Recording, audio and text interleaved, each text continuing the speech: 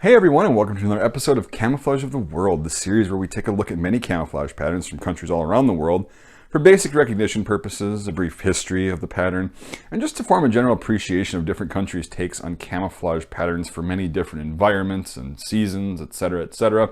I am Mike B, and today we're going to be taking a look at the Kuwaiti, what I guess would be called the pattern 2006, because that's the year it was introduced, pixelated desert camouflage pattern. So it starts off, you see it's obviously a rendition of the digital craze of the early 2000s by the world. And you can see also it's got some pretty good colors going, and it's a 4-color scheme, which for desert patterns, if you have 4 colors, they better be pretty good because you're going to start oversaturating and making it a little bit less effective. But this one knocks it out of the park, in my opinion. I have seen this in real life in Kuwait, being worn by Kuwaiti soldiers.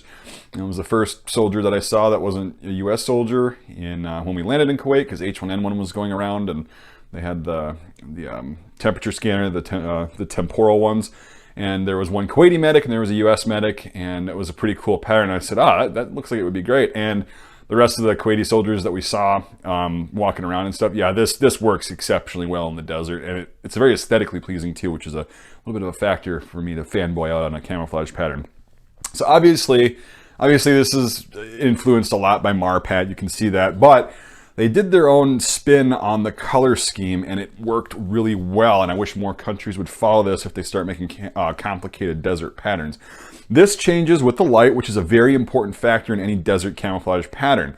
It turns pink when it's necessary, because that is a color in the desert that when the sunlight reflects a certain way at a certain time of day, the whole area looks pink and your clothes look pink. That's the way the sun reflects, and to have a camouflage pattern that mimics that in the desert is a really good thing.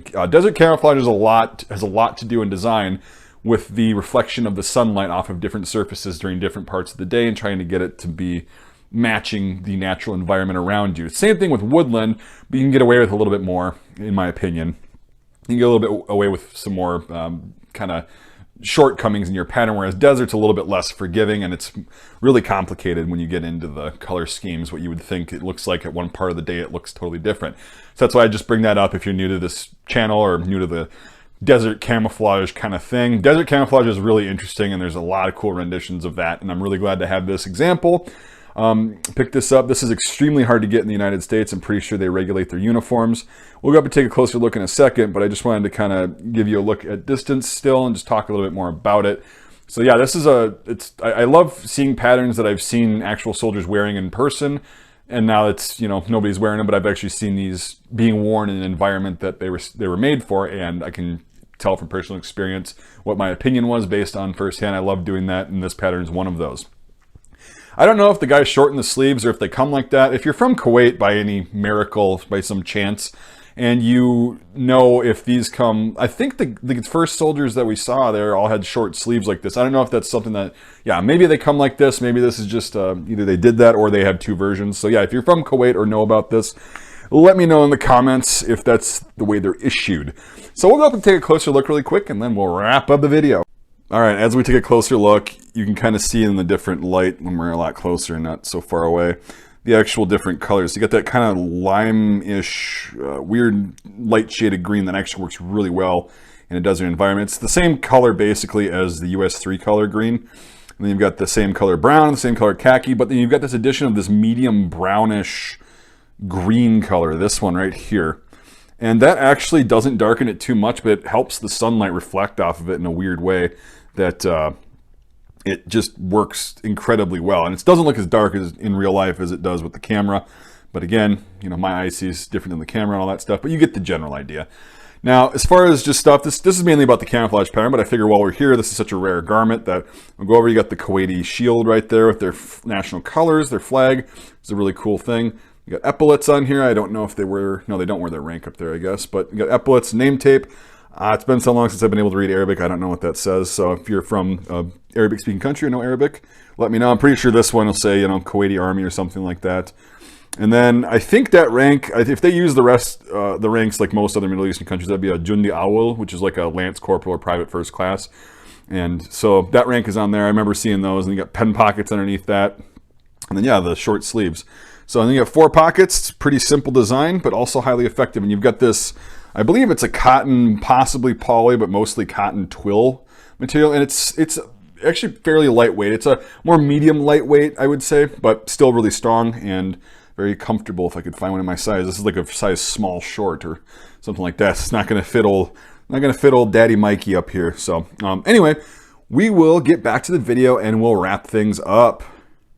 So although the video is really not about the tags and the garment itself, more about the camouflage pattern, I thought this tag was pretty cool. It's interesting to me that it's in English though. But yeah, I like that logo and everything. All right, we'll move on. So there you have it. See, you could, tell up close it's a very, very effective pattern. And again, the way the light reflects off of it is so cool. To imitate that, I would have to actually be over there because the sun looks a lot different here. I don't know as far as being relevant up in the north woods of Wisconsin, perhaps in like a fall or spring setting when everything's kind of that light khaki and dead. This is one of the most specific desert patterns that I've seen where I don't think it would actually be a dual purpose for up here. That's just the way it was designed. So as far as being relevant up here, I try to do that with all these patterns just to kind of give you, if you're from the northern, the northern United States, northern Midwest, you kind of understand and stuff like that, just to give you a frame of reference whether I think this pattern will work.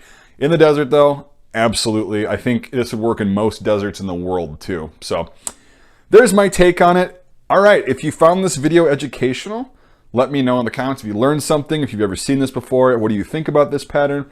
And also, I'd like to take this time and the opportunity to thank the sponsors of my channel, my Patreon supporters and channel members. So $5 a month or more on either platform gets you into my Discord server, which is really fun. You can become a channel member by hitting the join button below, or a Patreon supporter by hitting the link in the description. And Discord is fun, and it's a really good way for me to be able to do content like this, using expensive items and hard to find items that I wouldn't be able to afford just generally funding the channel out of pocket. Crowdfunding makes a lot of that possible, with ballistic tests and all the other expensive videos that I've always wanted to do and you guys have always wanted to see. Well, that's become possible in the past year or so because of a massive influx of supporters like you. So thank you to all my current and past Patreon and channel members, or Patreon supporters and channel members. You guys have made like a dream come true. I've been wanting to do so many videos, so much content for so long, and last year was the first year it was like, okay, we've got extra funding that we can actually afford to do this. And it was so cool. And it's just going to keep getting better. This year is going to be awesome. It already has been. So thank you for that. If you want to support my work and you love my stuff or like my stuff, but you can't do it financially, I totally understand that. It's totally fine. You can still support my work by liking this video, subscribing to my channel if you haven't already, and also commenting. YouTube likes that. So the algorithm favors comments, and also just comment with what you thought. I mean, that's a valid thing. I want to know what you think. If you got any questions, I'll try to answer them, but I'm not an expert. But yeah, and also the best way to support my work is to share this video out with fellow nerds that like camouflage and military history or history in general, and to get some discussion going. And if I missed something or I was incorrect about something, throw it down in the comments, start a discussion up so everybody learns. So yeah, that's ways you can support me. If you don't fit into any of those categories and you're indifferent, or you don't like me and you don't want to support me, oh, I just hit the microphone. That must have been loud. I hate to say it, but you already have by watching this video. So thank you to everyone who watches my content, and we'll see you on the next episode of Camouflage of the World.